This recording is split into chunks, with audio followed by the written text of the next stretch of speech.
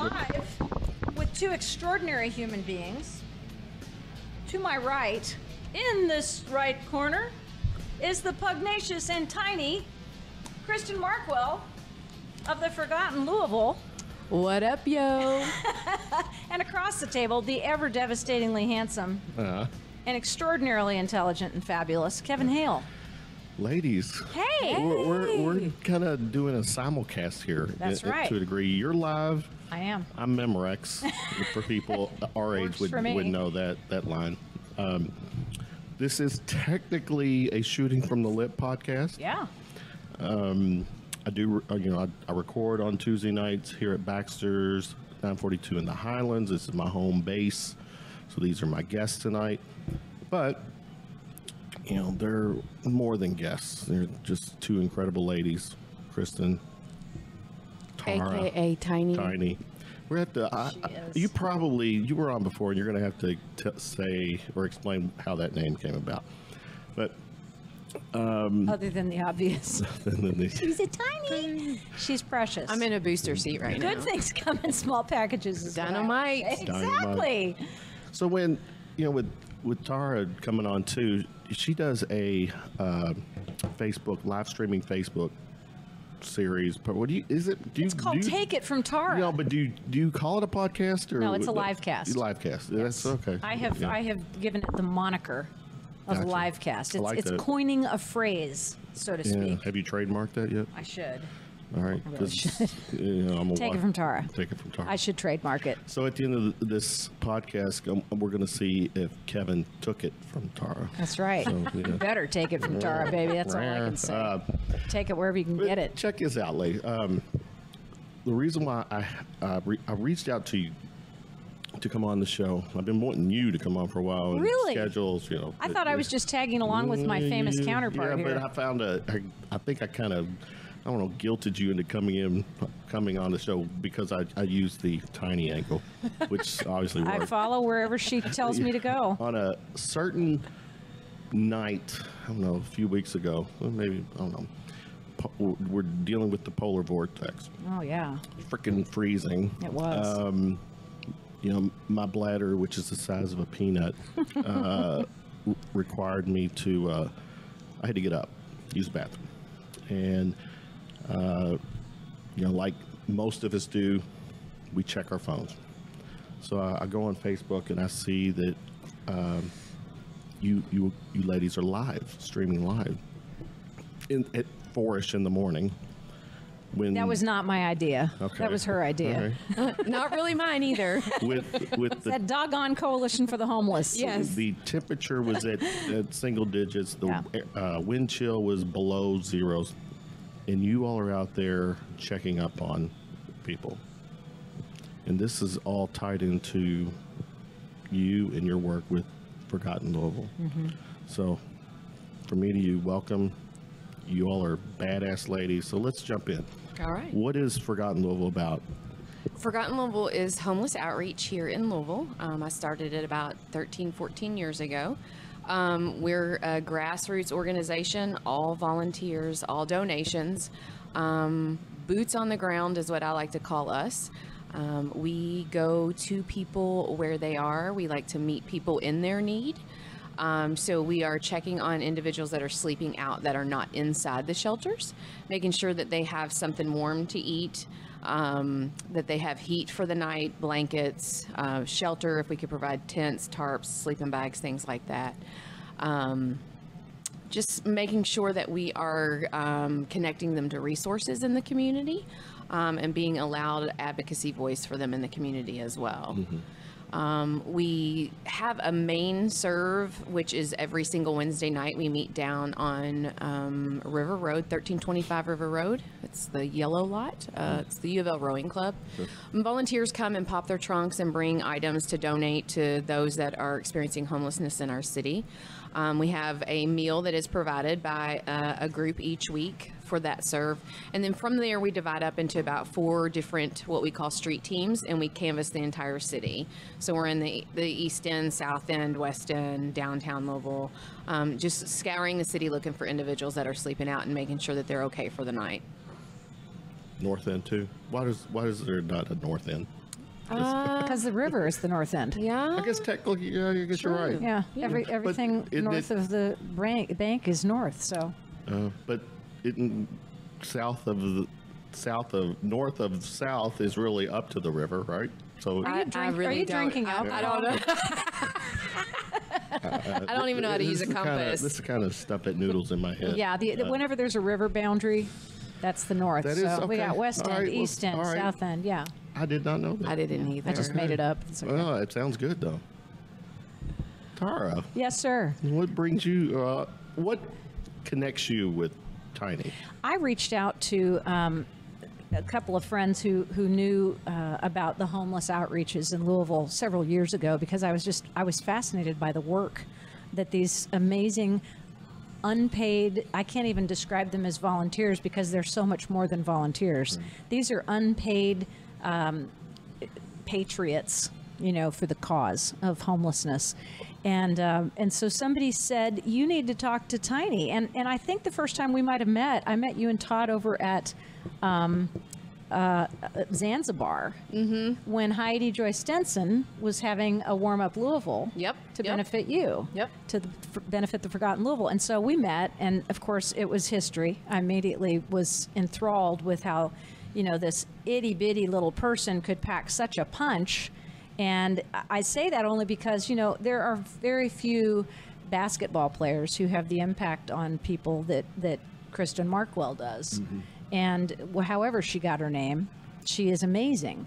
And a great example of that is the night we were doing the street count, which is what you were alluding to when you were up in the middle of the night, peeing and trying to look at your telephone. Nature. Yeah, nature called and you checked it out, and here we were. For the record, I did not look at it while I was standing up waiting until That's I was good. done. That's very good. I can't, most times I can't do He's two a things at one gentleman. time. He's Anyway. a gentleman. So there was a young lady named Mariah who was in a tent. And This is that night. Okay. that morning, Or 4 o'clock in the morning. Yeah. And it was just absolutely heartbreaking because she was, have you heard the expression keening, as in crying to the point of just exhaustion, just the most desperate sounding cry. And that's how I used to describe it. The word keening, just this horrible guttural sound coming out of her. And she was screaming about how awful she felt and how she was depicting herself as a loser. And So this crying or keening was more emotional than physical. Horrible. But it was freaking cold out there it too. was really cold Right, out there. yeah. And I mean, it was single digits and the wind chill was well below zero. And this woman sat on something, some piece of a something milk crate, maybe, that was out there, because there's furniture all over the place. People have the idea that they should bring their furniture to homeless camps and give them a living room Please suite, don't. which is a really bad idea. But she was sitting on something outside the tent because she didn't want to make her open the tent up. And then eventually you went in to help this young woman with the feelings of inadequacy that she was having and despair. And I remember her saying so clearly, and it's on my live cast, she said, "You are not those things. You are not a user. You are not, a loser." Whatever you said was just so profound, because she said, you are someone who is loved and you are a human being. And this is what so many people, I think, forget about the people who are living and experiencing homelessness, is that they're human beings. Right. I think she said, "I'm a worthless, homeless drug addict." Yeah. And I quickly reminded her that we are not defined by those things. That's right. Like, that is not who defines us. Yeah. And bottom line, she's a human being. I mean, that's somebody's daughter in that tent. And Do you remember the movie The Elephant Man? Yeah. And at one point, after he had been so abused, do you remember that line where he said, I'm a human I'm being. not an animal. Yeah. I'm not an animal. And she felt like an animal. I know she did. She was trapped in this tent. And, when we went inside the tent, finally, and I remember this one little thing, people are always saying, don't give the people who are homeless money. They might buy drugs. Don't give the people alcohol. Don't give the people... Well, all this girl wanted was a cigarette. Yeah. That's all. That was the one thing that was going to make her morning tolerable. Right. And one of the photographers who was tagging along with us from one of the stations had a butt in his jacket, and he gave her the cigarette butt with a lighter. And it was like one of the most profound moments of my life. It truly was. to see the response that she had. And the fact that Tiny was asking questions, but she was also as a nurse, being a counselor, being someone to comfort.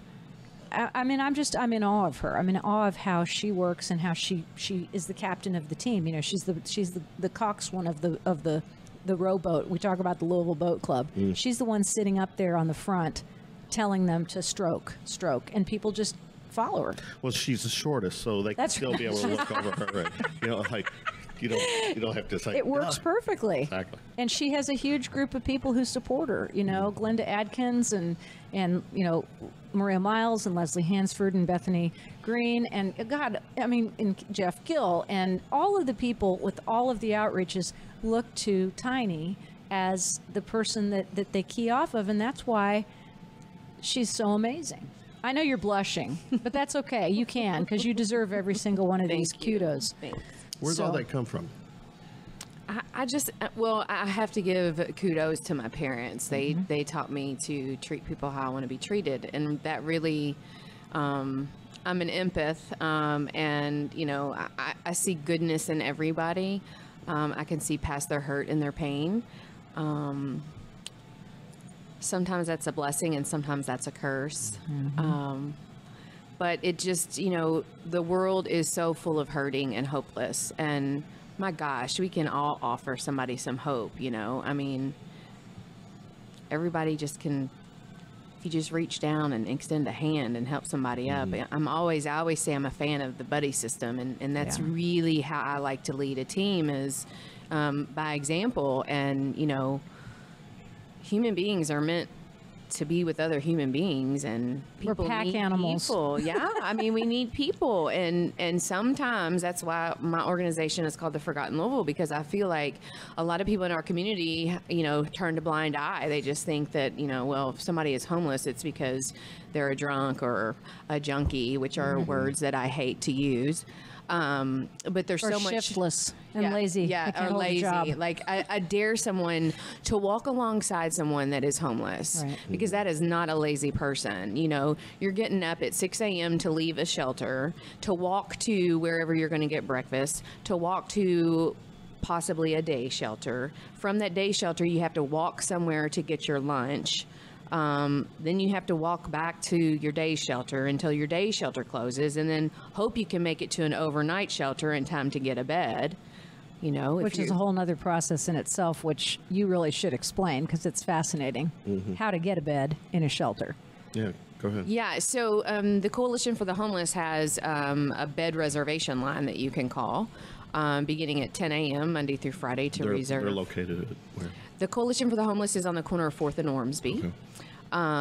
That's also where the Common Assessment Team office is located, where someone that is experiencing homelessness can go in and have the common assessment done, and that kind of gets the ball rolling or the process started for housing for those that are experiencing homelessness and wanting to find shelter.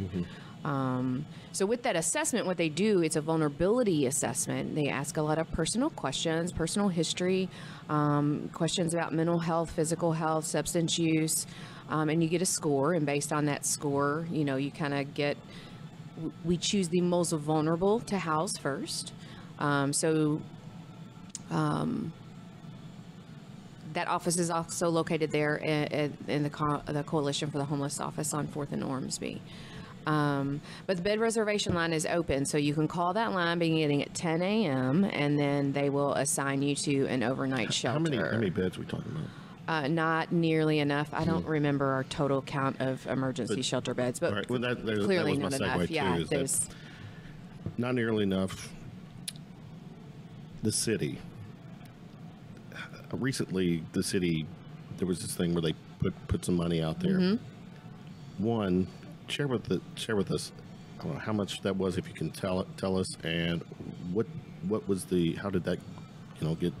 So it was a little over $500,000, and out of that money, so we had met, has some strategic planning with city officials, other service providers in the community. And so out of some of that money, I can tell you my day job, I work for St. John's Center for Homeless Men, which is a day shelter. We got a portion of that money to provide storage for the homeless, because that is a huge need when you're packing your entire life around in bags all day long. Mm-hmm. We currently don't have a place for people to store their items. So part of that money, St. John's took that project on, and they are in the process of getting storage lockers and containers for the homeless to be able to store their items in. And then also St. John's Center partnered with UP, which is Uniting Partners for Women and Children, which is a day shelter that opened up in July for homeless women and children. I love this. And we created an outreach team, which is phenomenal. We kind of just hit the ground running on January 21st with this project. We have a team of about 5 that are out in the community throughout the day, and we have gone into evening shifts as well. We're going into the overnight shelters. We're going into all of the service providers in our community. We're going into the encampments. Just making sure that people are getting connected to services. We're providing transportation for them. We're taking them straight. If they're in a mental health crisis, we are going straight to a mental health provider. Mm-hmm. If they have a medical issue, we're going straight to a medical provider. Mm-hmm. If they need an ID, we're going straight to get an ID made. We've encountered numerous things just within the few weeks that we've been out there, and it really is. It was the missing link, I think, because Louisville has a lot of resources for the homeless, but it's what we've done in the past is there's a book that's printed by the Coalition for the Homeless called the Louisville Street Tips. So it'll tell you where every overnight shelter is. It'll tell you where you can get food. It'll tell you where a clothes closet is. But it's very, here's a book. Now find your way. Right. So we're like being that missing link, like, okay, what is it that you're needing? We know right where it is. Here's a book with these resources, but how about I take you there? Right. Like I said, I'm a fan of the buddy system, and it's that soft handoff that creates the circle. That's right. So we've already been out with the medical outreach team through Phoenix Health Center, which is free healthcare for the homeless. We've had the common assessment team coming out with us because when we're in the community, we discover certain pockets of town that maybe is unfamiliar to other outreach organizations. Just this past week, we were in the South End, Central Avenue area, and found a whole pocket of people that are just living in the bandos. And there are 0 services out there. So we were able to load up a bunch of guys, took them down, got their IDs, and one guy was so excited. He got in the car and he was like, I haven't had an ID since 2015. And another guy was like, I can go for a job interview on Monday. The women, when we tell them about the women's shelter, I'm like, it's just a wonderful place to go to take a shower. It's very welcoming and comforting in there. It's a safe space for women and their children to go to during the day. They provide case management services in there. They can, at St. John's Center as well as UP, they can use that as a mailing address. They can use telephones in there. We are helping getting them connected to all of the mental health services and medical services. I've been super excited about the fact that we've been able to scoop people up that want treatment, and we go straight to treatment. Because, you lose people in the moment when they're trying to seek treatment, and it's like, well, we'll go here or go there or go here or make these phone calls, see who takes your insurance, who doesn't, or how much is that going to cost, or whatever. So when you have that advocacy, when you have somebody there with you, kind of pushing the limit, like this person is a human being, you can't turn away just because they're a homeless person. And so those things have been phenomenal. I want to pop in with 2 things. First of all, I have to acknowledge some of the folks who are watching us today. Maria's with us, Maria Miles. Maria Miles. Lisa Faye, Melissa Garriott, Tony Hyatt from, the city is watching. Cassie Simons tuned in from Washington, D.C. Ashley Candle, Mike Fulkerson, Andy Hall is watching. Jeff Gill just tuned in. Hip Hop Cares. Shout out Hip Hop Cares. Love you, Jeff. Jeff Gill is part of our outreach team. I want the hip hop guys on here to. Jeff, you hear it? He's amazing. Yeah. The second thing is you're talking about the whole concept of mental health, and I work at Bridgehaven Mental Health Services as my day job. But one of the things that, Tiny and I have talked about, and everyone well knows who works in this outreach, is that homelessness, addiction, and mental health issues are inextricably intertwined. You can't separate them. And that's why it has to be a three-pronged approach. And what Tiny just described to you is a perfect example of what success needs to be in the outreaches. And, getting people who are homeless to get treatment for drug addiction or for mental health is huge, because some people say, well, they can't really go into treatment unless they have a place to live. No, that's really not true. Right. Because if you have treatment and you've got your mind back and you've got control of your body, you're much more capable of looking for a place to live, and you can subsist in the shelter system or even in a tent city, in a camp, a homeless encampment. And I also want to just call attention to the fact that, and you've probably noticed this, the language is very important. It's person-centered language that we use in both mental health and in homeless advocacy. You say a person experiencing homeless as opposed to a homeless person. You say a person with mental illness as opposed to a mentally ill person. Because it's not, as you just said a few minutes ago, those words do not describe you. So, I have had my own experience with depression.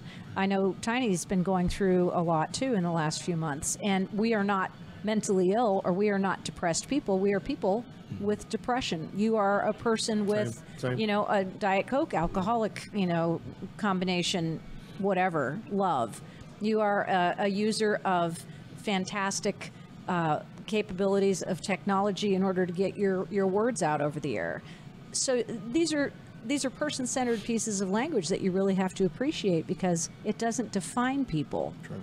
They're not mentally ill, they're not addicts, and they're not homeless. They are people experiencing all those things. You touched on something, the safety thing. Bill Hollander just tuned in, too. Hey, Bill. Councilman Bill Hollander. We got a councilman here. Yes. We are two of his favorites. Well, actually, He is one of our favorites. She is his favorite. I am his nightmare. And I adore him. Very cool. The safety thing. Yeah. Is there an issue out there, with of safety, of concerned people enduring any type of harm, or in situations where safety is a big deal? Safety in regards to the Physical, just people, like from a volunteer outreach standpoint, or just some stranger just wanting to crash in and. Well, I mean, it is very important to always be aware of your surroundings, for sure. But I have been in the community for a very, very long time. And so I always kind of feel like I'm probably one of the most protected females in Louisville. Yes. Like the homeless population has my back. They really do. Right. But I think that comes from showing respect. I have mad respect for my brothers and sisters that are out there experiencing homelessness, and they know that, and they know that I'm their voice. So I have never been in a situation where I have felt fearful of doing the work that I do. Times have changed. 10 years ago, doing homeless outreach was very different from doing homeless outreach now. Our community has been, I don't even know the word to use to describe it. The opioid epidemic has really hit us hard. Overwhelmed. Meth use is really, really on the rise in our city. Spice use is really, really big amongst those experiencing homelessness, because it's very, very cheap, and I think that they're preyed upon. So those kind of situations kind of change a little bit the way that you do outreach. You do have to be aware of your surroundings. You have to be aware of, and we have to be aware even going to Walmart now. You might step on a needle or something in a parking lot of Walmart or whatever. But we are so, Our volunteers and those that I work with during the day, you know, we are all trauma informed. We practice harm reduction techniques. We preach harm reduction. You know, we make sure that everybody is aware of the syringe exchange program. We'll give free rides to the syringe exchange program. You know, we talk to them about safe use, which I know is a touchy subject for some people. But it's not our job to force, you know, recovery on somebody if they're not ready for that. So you want to talk to them about safety in those situations. We want to make sure they're armed with things like Narcan and that they know how to administer Narcan in case of an overdose. Well, and I'll add something to that, if you will, Tiny. No one is ever encouraged to go to homeless encampments on their own. Correct. So don't be watching or listening and think you're going to jump in your car and roll up in a homeless encampment. Right. And I'll tell you, the first time I was taken to one, it was Glenda and Maurice who took me down to interview Dogman, about whom I wrote the article in The Voice about Dogman and Bish. The first thing that happened when we got to the encampment was Glenda knocked on the imaginary door, so to speak, and said, "Dogman, it's Glenda." And it's just like announcing yourself at someone's home. Right. You don't just walk into somebody's house. And it's open air, but you know, and so that's the other thing. A lot of the volunteers don't go out by themselves. Right. I mean, they go out in pairs, and you talk about the buddy system all the time. The best thing to do for people who want to help, and I know that's one of your questions, how do we help, is to get in touch with the Forgotten Louisville or any of the other outreaches, and working with them and through them, and not trying to go out and be a hero, right? Or dump your stuff at the encampments. Yes, because or that hanging doesn't your help. Clothes on. Oh God. The fences. The fences down under the viaducts. So Aaron Atz, Darlene Brumleve, James Langford, all watching Tim Helm. Maria Miles says, "I've been doing outreach for 5 years. I've never felt threatened." And that's because you're awesome. But we need to ask him a couple of questions. What do you think? He said we could. Yeah, we can hold it that way. I'm on a little bit of a roll because I want to. Maybe my last question. Then we can. Then we can turn the tables. Yeah. Okay. I touched on the fact earlier how much the city is doing, Yeah. or not doing. My perception is that my thinking is that the city could do more, and then I'm thinking polar vortex. You know, those cold nights. You know, we're getting ready to get hit with more rain, so that's got to be another issue too. That's a huge issue. Yep. Churches. Speak hotels, on it. I mean, a hotel. I mean, I don't know. Maybe a hotel. I mean, that's maybe push, but you would think a church. You know, we were supposed to be, you know, in the business of caring and what would providing. Jesus do? Play that card. Yeah, it's what would Tiny do? Yeah, but am I wrong or? You're not wrong. Okay. You're not wrong at all. Why is that not the case? Or why is that the case that they're not? I think some people are worried about liability, logistics of things. I do know with some of the funding that the city got, St. Stephen's Church did open up. They were attempting to open up some overnight shelter space, and it was beautiful, and they had wonderful accommodations, but then there were some codes and regs issues with all of that. They did end up opening in their Family Life Center. They do open up on White Flag nights to allow families to come in. And then White Flag nights is when it's 35 or below. Okay. And they're doing a day shelter, right? And they are doing a day shelter. Yeah. So they have stepped up. You know, I don't really know. I'm a preacher's daughter, so I grew up in the church, and really that's kind of where I got to see love in action. You know, from a really early age, I knew what hunger was, what poverty was. I knew what prostitution was, what addiction was, but I was always taught to love them, to bring them in, to help them. Right. I think that we, as a society, label people. You know, addiction is a sin. Addiction is a disease. And so people aren't really sure how to handle that, or they're afraid of that, or maybe they don't even want to talk about that. So they worry about those things. We have a lot of people that have not gone into shelter up until now because they couldn't go in with their partners. And so some churches might feel uneasy about having partners come in that aren't married, and letting them seek shelter for the night. I know Councilwoman Barbara Sexton Smith has a huge call out to the faith-based community. Yes, she does. Asking those She's to get amazing. involved, to open their doors. So pets, partners, and possessions, we say. Yeah.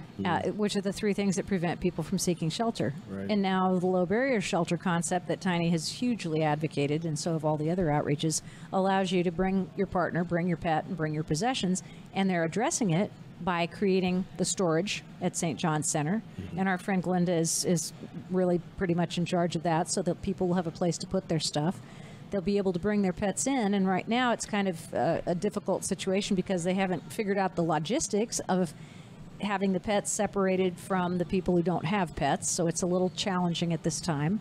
And then, the partners. I mean, if you're a man and a woman and you're together and you have to go to separate shelters, you're taking away each other's support. Yeah. Just like if you have a pet, you're taking away That's true. your companion animal. So, those are the three things that really have to be overcome. And thank God we've got people like Bill Hollander and Barbara Sexton Smith and the other folks who, and Angela Elite, big advocates for the homeless community. And Good, we good. appreciate them very much. Mm-hmm. Very good. Now we can ask you a question. What do you want to ask him, Tiny? What do you want to know about Kevin Hale? What did you want I to think know? he's a pretty rad dude. I know. I've got some questions. Well, bring it. Go ahead. What got you starting a podcast? What did you need to do as a human being to become an interviewer? What was your curiosity level? The thing is, not an interviewer. Yeah. I love conversation. Conversation. I think I'm someone who, for the most part, knows a little bit about a lot of things, and I just want to know more. So what I try to do when I do my shows, my podcast, is, is there a topic, something out there that I want to know more about? You and I are very similar in that Then regard. I reach out and, and then we just shoot it. That's the name, shooting from the lip. I love that. So, but I've been doing this over 4 years. What do you do in your spare time? IT guy. So, in the real world, I have that. This is my little hobby, my love, my escape. Well, not escape from reality, because it is real still. Because I'm dealing with real people and real issues, and I'm at the point where the podcast is allowed me to be some type of a resource to gather people and to kind of pay forward, as I can. So, Using your powers for good instead of for evil. for basically. evil, yeah. So Yeah. Well, we can consider ourselves facilitators, I think, we have as I like to say, because we can get people together to do things that you wouldn't expect that they would not necessarily be able to get together unless they had someone in the middle. Catherine Callahan's watching from the Humane Society of the United States. Vicki Petsy is watching. She's an expert on ticks and Lyme disease, if you ever need to know. Okay. Seriously, she is. I had the highest number of views on any live cast I've ever done talking to Vicki about ticks for an hour. Really? You would not believe the prevalence of Lyme disease. And I know that our homeless population experiences a lot of physical illness from being in the elements. And, ticks are a huge concern. And Lyme can cause amazing things. It can cause mental illness. It can cause physical illness that can kill you. I know people who've died from Lyme and who live with Lyme, which is excruciating in many regards. Do you enjoy the live? Oh, part? God, yeah. I Yeah, love some of everything it, about yeah. Lyme, especially people who drop the F-bomb on my show. Yeah. Well, Someone did just a few moments ago, but we won't name any names, and it wasn't Tiny. It was. Did I? What? It wasn't me, Mom and Dad. No, it was never, ever Tiny. She doesn't I even have- use that word. I have debated doing live streaming. It's fun. Well, the problem is the last time I kind of did it, the topic. It was a musician, and somehow he talked about a video he was doing, and it involved porn stars, and it just went No, you don't over want to the do top. that. So it was like, I tried to be unfiltered. Well, I am unfiltered, but that's one reason why I record it, so I can, edit. I don't have as time to necessary. edit. See, that's I have the a little thing. bit of time, I do so- live. But I don't have to edit a lot. I just make a note that this time I got to take something out of there. But See, the name of the show is Take It From Tara. Yeah. And I think that implies that whatever it is that I'm saying, it's if I say you should listen to Kevin Hale's Shooting from the Lip, or you should just- support the Forgotten Louisville. You can take it from Tara that's a really good idea. It's like a seal of approval. It kind is. of It's thing. like it's just like the good housekeeping seal. You've been in the media for a while. How Long time. Yeah. Longer than she's been alive, pretty much. And How old are you? 45. Close. Yeah, close. Yeah, I think she No. was. Yeah, first grade. You were about first grade when I started working in really, media. Yeah. Yeah. I'm much older than I look. you look good. Thanks. Very I was fishing for that.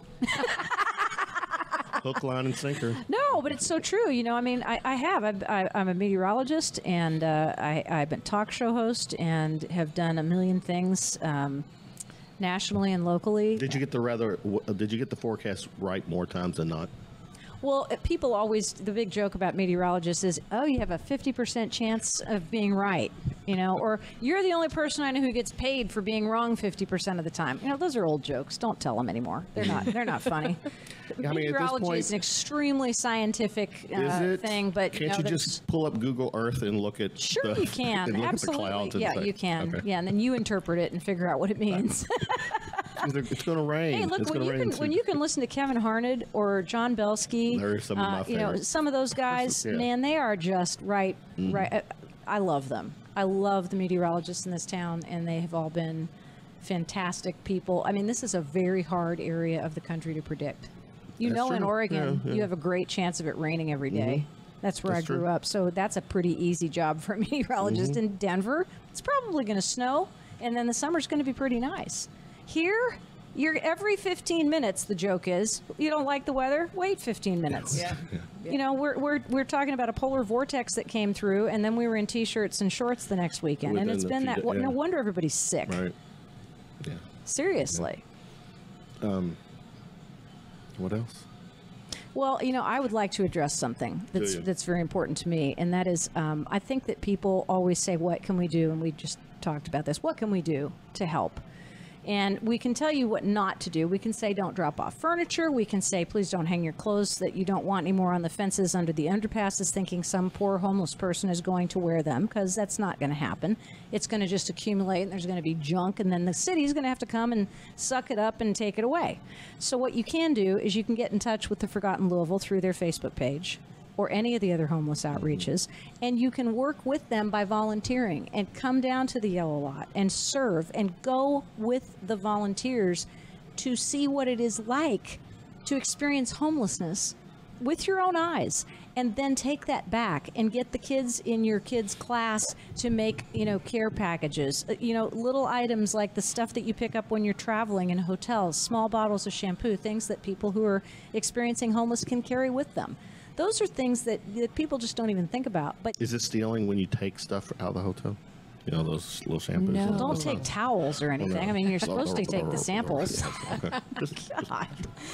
But then they can tell you what to do. I mean, the people who are experienced in this, it's like you don't just go out and start digging a hole if you want to excavate for a house. You get somebody who knows how to do it. So these guys know how to do homeless outreach. Right. Ask for help. You two being, in my opinion, some alpha. Hot babes, is that what you're going to say? That and alpha females. Well, yeah. I want to, if I can digress a little bit, one of the hot topics trending for the last year, 2 years, the whole Me Too movement. I would like to get your all's take on that. Well, didn't you notice her pink hat? That's the first thing I thought when I saw you. Is it? Oh my God, she's wearing a pink hat. Yeah, I won't say that word either. It's only because they match my shoes. That's right. Go ahead, stick that foot up here. Tiny, look at that. Look at those God. little cute Vans. These are not Vans. Oh no, what are they? Gazelles. Sorry, Gazelles. Gazelles. Close. I'll wear Vans at our next show. Okay, do that. That'd be good. What do we think about the Me Too movement? Yeah. What do you think about the Me Too movement? I don't care about me. I care about other people. I mean, for real. That's a great answer. Like, I mean, You're probably not the right person to ask that question. I don't think I am. Well, I don't know that alpha females are good people to ask that question. I think that people who are victims of domestic violence would be great to answer that question, which is, how did you get into the situation that you're in, and how did you get out? Because it takes a great deal of strength to get out of an abusive relationship. And when you have been abused, by, the President of the United States, or by, the janitor, or by a guy that hits you on the street, no matter what. It's the same invasion, and it's the same situation where you feel completely helpless and you are, a victim. And you have to get out of that victimness, and you have to get back into your own power. And I think that's what the Me Too movement is all about. It's regaining the power that you lost, that someone took from you. Mm-hmm. And so getting that power back is a huge part of it. And that's one of the things that I think you and I both do, Tiny, is we encourage empowerment of women. Look at what she did with Mariah that morning on the street count. She empowered her. And she said, I'll come back for you. I'm going to continue the street count, but I will come back for you, because she's her sister. And she took her to get, and she had surgery. Didn't she say she had to have that finger that she cut and operated on? So when she says, when Tiny says, I'm going to do something, people know she's going to do it. And, being a woman of your word, being a woman of integrity is something very important to me. People can question me about anything, but please don't question my integrity, or I'll just have to take you out. Yeah. That's what I always say. My reputation is Define out. That's all you got. So important. You don't want to know, baby. Shank. But also, you were talking about people that have been through their own struggle, and they share that with others. And you can kind of touch on this too, how important it is in the mental health field. Yes. And we also see it in the recovery world, peer support specialists, and how important their work is. Those are people with lived experience, either in recovery or mental health recovery. They can kind of talk that language. And so within the services that are provided in our community, whether that's the homeless service providers, mental health providers, addiction and recovery providers, many of the staff is peer support staff because they've had that lived experience. And I think a lot of times, when you feel empowered with your story and you begin to share your story with other people, it's just like a snowball effect, and you can just start seeing, I like to call it seed dropping. I just like to drop seeds all over the place and see what starts to grow. I am a peer support specialist. When you have lived experience with mental illness, you can be a peer support specialist to people in mental health recovery. And we call it recovery for mental health as well as for addiction recovery. Definitely. And I think that's an absolutely perfect statement that Tiny just made, which is that people who have walked the walk can talk the talk. And if you haven't been homeless, and if you haven't been addicted, and if you haven't had mental illness, unless you've lived with someone who has it or experienced yourself, you really don't have a complete view of what it's like. You just don't. There's no way to explain what that feels like. There's no way to explain what it feels like to lose your mind. And I did. My depression was so deep, and they call it a major depressive episode for a reason. It was so deep, and my anxiety was so high. You can't sleep all the time because your anxiety is so high that you can't sit still. Right. So what did I do? I smoked, I jiggled, and I talked on the phone. And the thing that I would say to everybody I talked to is, can you help me? Jiggled. I jiggled constantly. I was like this. My legs were moving, my feet were hands, my everything. And smoking 2 cigarettes at a time because I had no control over anything but these things. So, in recovery, in addiction recovery, it's the same thing. People who've experienced it, people who've lived with it, people who have been able to be on a level with someone who has experienced it can give the most beneficial help.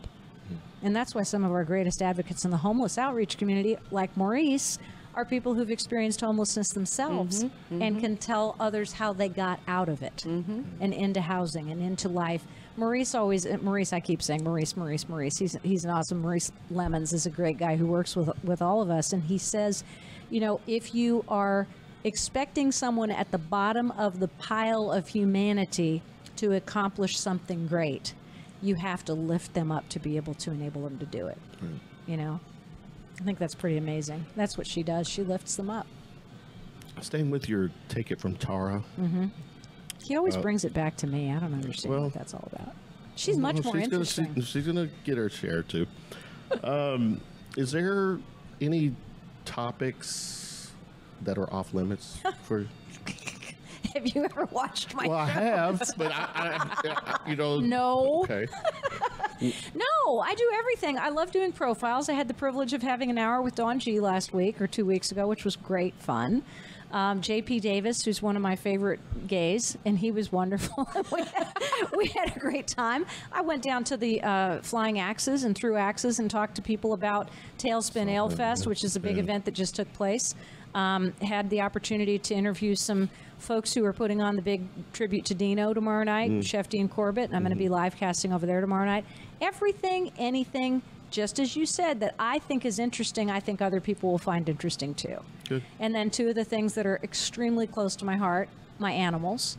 So anything that has to do with animals.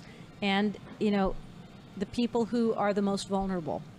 And, our homeless population is one of the things that I really focus on and I want to give my using my powers for good instead of evil is giving people like Tiny the platform, as you are doing right now, to get the word out that she's needing to get out. Right. And that's what I consider myself to be a platform, a facilitator. Same. Because it's not about me and it's not about her. It's about the people that we want to help. And you're doing the same thing. So thank you. Mm-hmm. Welcome. And thank you. What's next? Projects you got coming up? Well, we are a constant. It's getting ready to rain a whole lot. It's going to be cold again. So we were going to definitely be in need of supplies. People can donate on our Facebook page, The Forgotten Louisville. We have an Amazon wish list on there. We're going to be in need of tents, tarps. Heat sources are huge right now. Explain that real quick. You got the Amazon link so people, instead of having to drop stuff off, can actually go click the link, go to Amazon, purchase it, and it ships right to me. Right. Yep. Isn't that incredible when you think about it? It is 2019, so. Yeah. Yeah. But it is an awesome way. And when we come upon a season like we have had recently with the crazy amount of rain or the crazy amount of cold, I use Facebook mostly as my platform to put the word out there with what our needs are, and then the community responds, and it's an easy way to give back. Some people are not comfortable getting their hands dirty. I like to get my hands dirty. So some people are, much better behind the scenes. So you've got people in the community that want to do something. So this gives them a way that they can give back to the community. One thing I love about you, and seriously, you and I are huggers. Oh, yes. I love the way that Tiny embraces the people that she serves.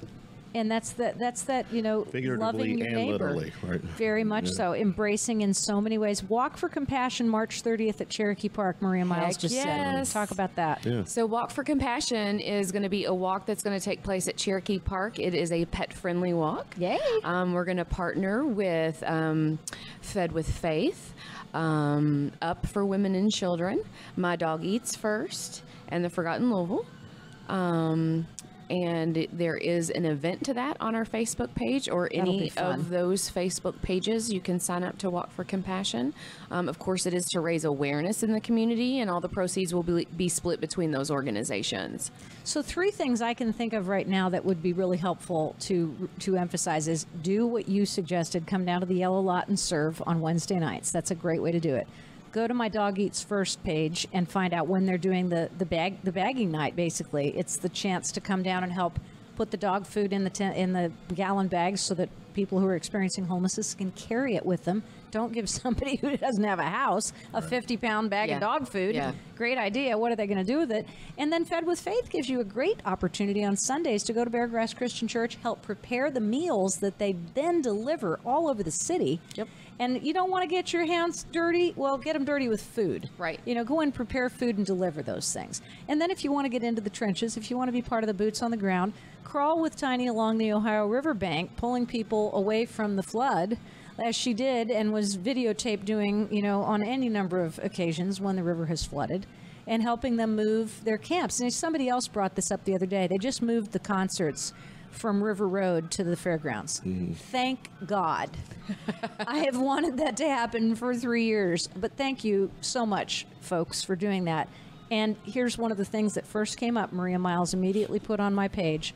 We're going to have to get moving on that camp at Preston Highway and Phillips Lane because there are homeless living there that need to be relocated so that they're not affected by that concert.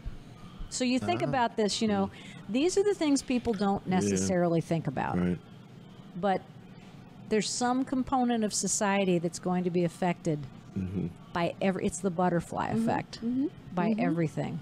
It's much like the Derby, you know, when it's time for the Derby, you will start seeing the homeless encampments huge impact, right? Absolutely start getting cleared out. And that's one of the sad things. And they instituted a rule, as you know, I'm sure, that the city has to give notice before a homeless encampment is cleared. And that happened after, you know, some very sad things occurred when they were cleared. And people are losing their passports, if they have them, their birth certificates, family photos, the ashes of their, you know, beloved.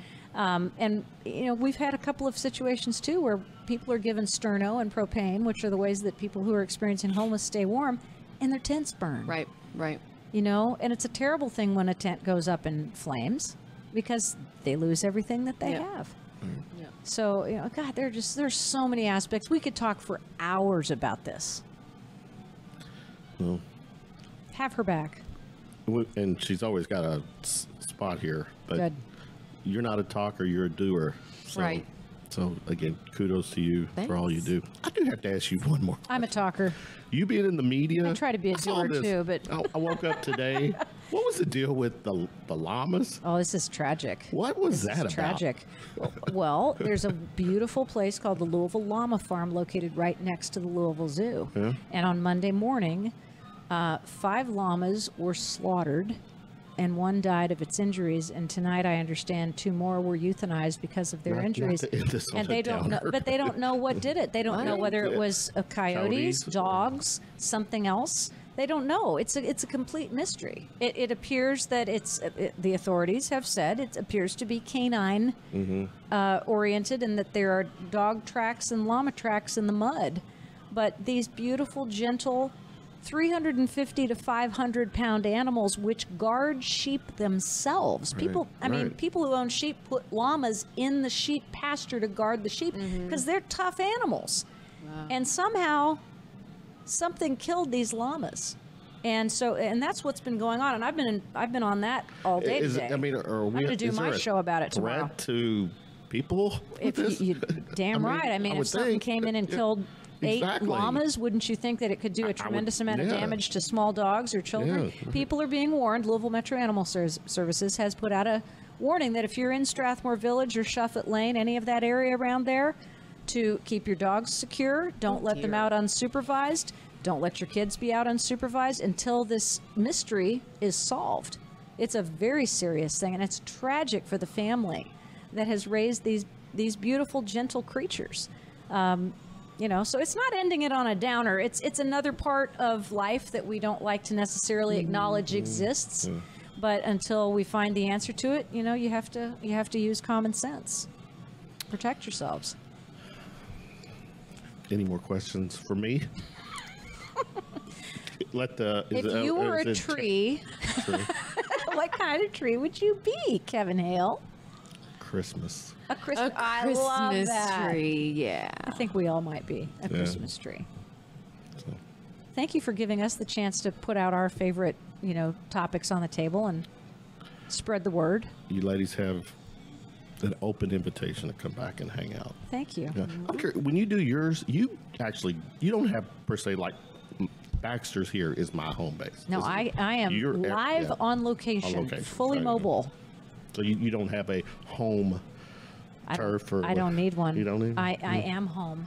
I am home wherever I am. That's what people ask, like, well, where is the office for the Forgotten Louisville? I'm like, my truck. Like, I mean, it's like, right here. We could all survive out of the back of my truck. Here. Yeah, it's wherever she is, you know. And I always say that, you know, take her from Tara is wherever Tara is, because I whip out this phone and I'll catch anything that's happening. And, you know, Tiny will serve anyone that she sees. So, you know, you know what they used to say about wherever you go, there you are? Absolutely. So if you take your troubles with you, you can't escape them by running away. You can't get the geographic cure. So something sad happens to you in Louisville, it's not going to solve the problem to go to Miami. Right. So wherever you go, there you are. And the same thing is whatever is important to you goes with you wherever you go. Yep. Yep. There you go. Yeah. I am a huge fan of what you do. Thank you. I'm a huge fan, and envious of what you do with the media and stuff. So thanks so much for hanging out. Well, thanks for having me again. Good- We're good huge stuff. fans of yours, too. We're all in this together. Yep. Right? Yep. And my thing is that if there's anything I can do Yeah. to help facilitate, shove it down people's throat, I'm going to do it. Yeah. So, Keep Yeah. doing it. yeah. Yeah, All right. good job. Thanks. Yeah.